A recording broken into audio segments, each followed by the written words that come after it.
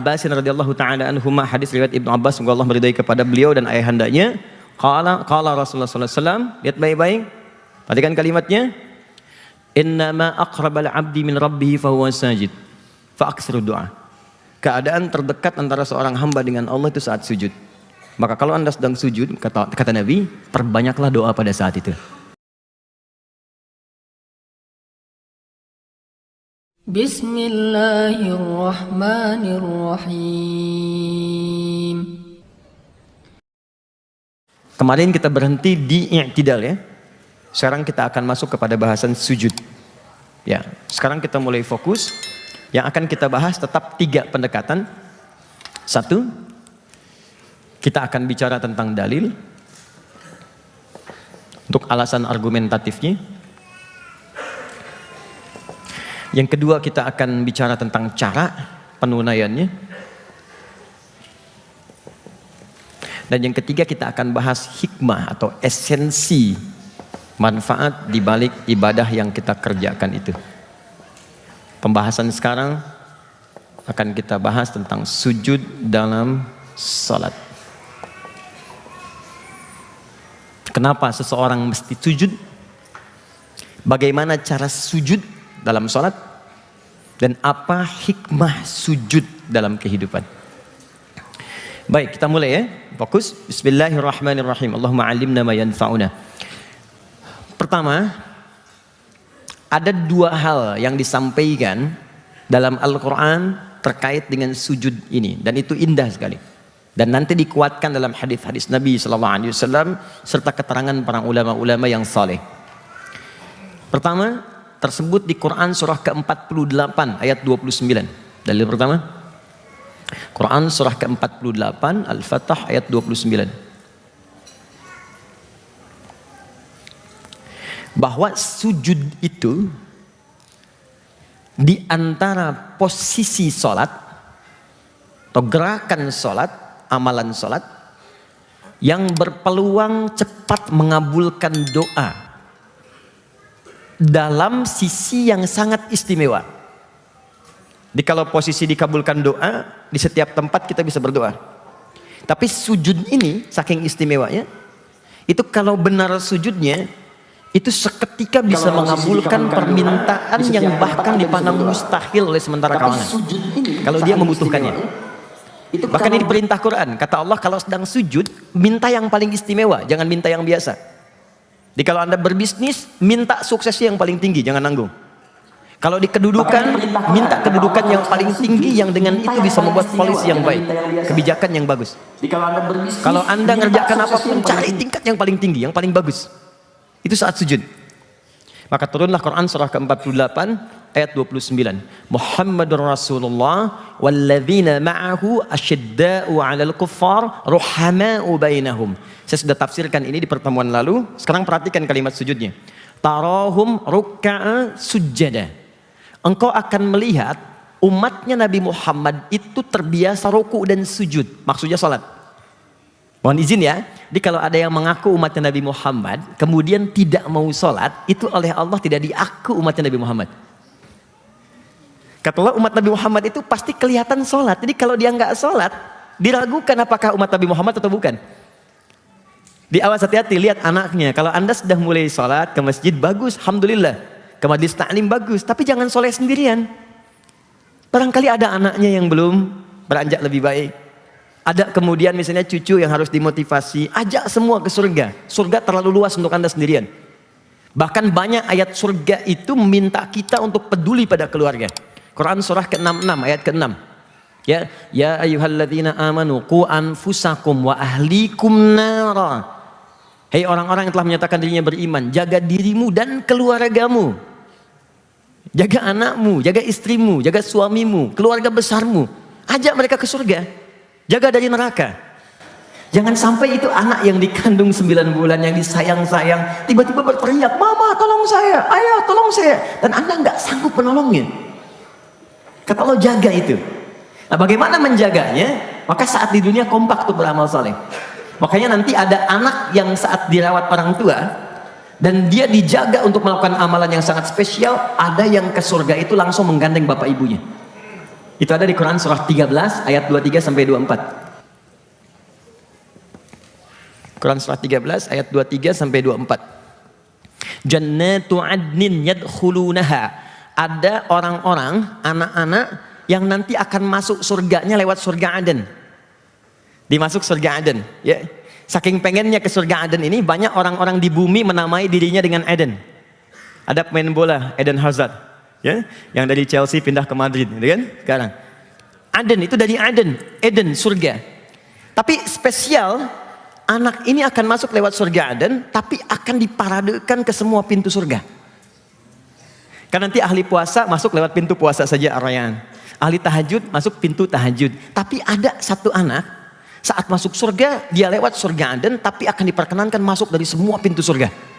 Sampai surga tertingginya. Dan dahsyatnya, dia bisa menggandeng bapak ibunya. Wa man salaha min abaihim. Lalu dia gandeng bapak ibunya yang saleh. Wa azwajihim. Kalau dia sudah menikah, dia gandeng istrinya. Istri menggandeng suaminya. Wa auladihim wa dzurriyyatihim, dan semua keluarga besarnya di belakang ikut. Satu keluarga masuk surga semuanya. Wal malaikatu yadkhuluna alaihim min kulli babin salamun alaikum bima sabartum. Dan dahsyatnya disambut oleh malaikat di semua pintu surga, mengucapkan selamat kepada mereka. Selamat bisa masuk surga, selamat masuk surga. Di setiap masuk surga pertama diucapkan selamat. Pintu kedua selamat, semua menyelamati.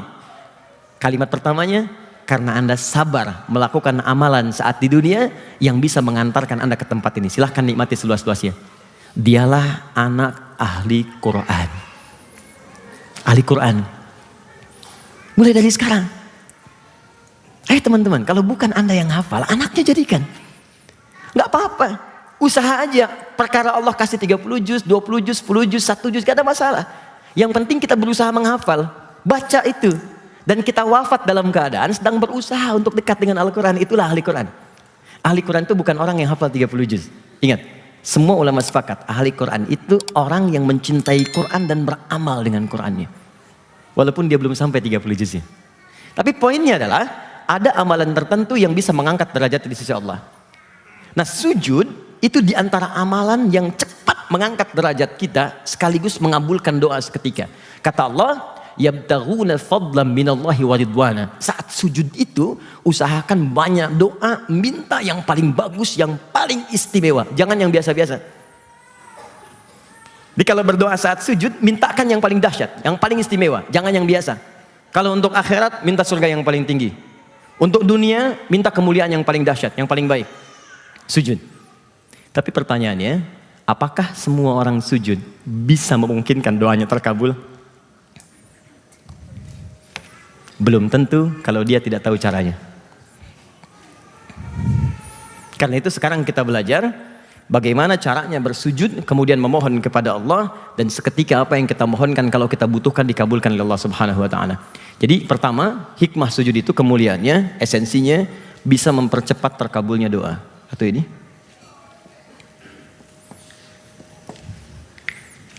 Yang tertinggal catatan saya sudah siapkan ini nanti. Ini boleh nanti teman-teman copy. Ada sekitar 1, 2, 3 lembar. Ini hadis-hadis dari Nabi SAW tentang kemuliaan sujud. Masih lengkap, saya nggak apa-apain, masih bahasa Arab tuh. Ya. Karena Nabi orang Arab gitu kan, nggak bisa bahasa Indonesia. Nanti saya kasih catatan, saya terjemahkan. Baik, pelan-pelan. Jadi kalau teman-teman misalnya, mohon izin, sedang ada persoalan, ada masalah, ada keluhan, ayo sholat dalam sujud minta. Saya bacakan salah satu hadis.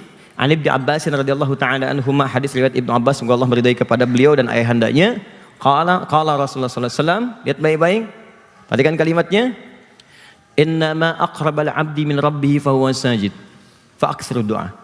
Keadaan terdekat antara seorang hamba dengan Allah itu saat sujud. Maka kalau Anda sedang sujud, kata Nabi, perbanyaklah doa pada saat itu. Karena itu sering kita melihat dan mendengar dalam catatan sejarah bahwa Nabi itu kalau sujud, khususnya sujud yang terakhir, itu pasti lama sujudnya. Salah satunya memohon banyak kemuliaan untuk umatnya. Ya Allah, sayangi umatku, ringankan bebannya. Ya Allah, jadikan mereka orang-orang yang baik, jauhkan dari neraka. Itu Nabi. Sampai sebelum kemudian salam dalam salatnya. Ini bagian pertama.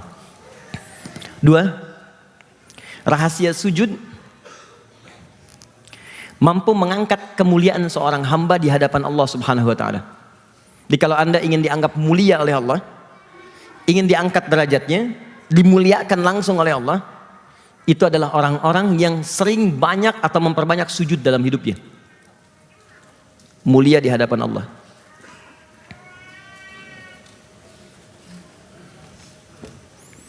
Jadi kalau orang-orang itu sudah dimuliakan Allah, dampaknya apa? Nggak minta pun, itu bisa diberi. Jadi nanti ada 8 jenis rizki dalam Al-Quran. Salah satunya, ada rizki yang belum diminta, tapi Allah kirimkan kepadanya, karena kebutuhannya. Dia ada orang yang belum ngangkat tangan, bahkan belum minta, itu sudah ada, baru terbersit ada. Ya. Pernah dengar Imam Malik? Pernah dengar? Imam Asy-Syafi'i pernah dengar? Ya, Imam Malik dengan Imam Asy-Syafi'i, ini kisah nyata. Keduanya pernah berdiskusi tentang rizki dalam Al-Quran. Kata Imam Asy-Syafi'i, rizki itu nggak akan diraih kecuali kalau kita berusaha dulu, baru dapat. Kata Imam Malik, ada rizki yang tidak harus berusaha, ikhtiar manusia. Ada ikhtiar spiritual yang kita kerjakan, Allah turunkan. Keduanya berpisah. Kemudian Imam Asy-Syafi'i lewat satu tempat, ada satu kebun anggur sedang panen. Saat panen itulah kemudian beliau lewat, dipanggil oleh tukang kebunnya. Kamu mau bantu di sini enggak? Kalau kamu bantu, kami akan berikan anggur. Dengan senang hati Asy-Syafi'i kemudian saat itu membantu kebun anggur itu panen. Setelah terkumpul, tiba-tiba diberikan anggur yang sangat indah, besar, enak, ranum, kan? Siang-siang panas terik. Senang Imam Syafi'i terima itu, bukan karena anggurnya, karena beliau ingat diskusinya dengan gurunya. Oh, kalau saya nggak ikut panen, saya nggak dikasih anggur ini. Berarti pendapat saya benar. Datang kembali kepada gurunya bawa anggur, tapi lihat adabnya. Tidak pernah ada keluar kata-kata yang menyakiti gurunya. Bahkan nggak ada kalimat menyalahkan gurunya. Lihat kalimatnya. Guru, tadi aku lewat sebuah jalan, kemudian menemukan satu kebun anggur sedang panen. Aku ditawari untuk mengambil, memetik anggur ini. Ketika aku bantu mereka, aku diberikan anggur ini dengan begitu indahnya. Besar, ranum, di siang panas yang terik ini. Jadi begitu menyebutkan kalimat, ketika aku bantu, aku diberi, itu dikencangkan kalimatnya. Saat aku bantu ini, aku dikasih kemudian anggurnya. Untuk menegaskan pada gurunya, kalau aku nggak bantu petik, aku nggak akan dikasih. Baik. Lalu diberikan pada gurunya. Apa jawab Imam Malik? Perhatikan kalimatnya. Masya Allah ya Syafi'i, marhaba, marhaba, selamat, selamat, selamat. Aku ini tadi barusan mau mengajar. Di siang panas terik begini, saat aku keluar aku terpikir, ya Allah, kalau ada anggur sekarang besar, ranum, enak sekali. Rupanya kamu datang bawa anggur. Jadi muridnya berusaha datang bawa sesuatu, Imam Malik terfikir datang kemudian anggur itu. Dan keduanya kemudian menjadi guru dan murid sekaligus sahabat yang saling menyatukan di situ. Jadi ada kebiasaan tertentu yang kalau Allah sudah muliakan, itu jangan tunggu meminta seketika datang. Teman-teman yang akhwat kenal Maryam?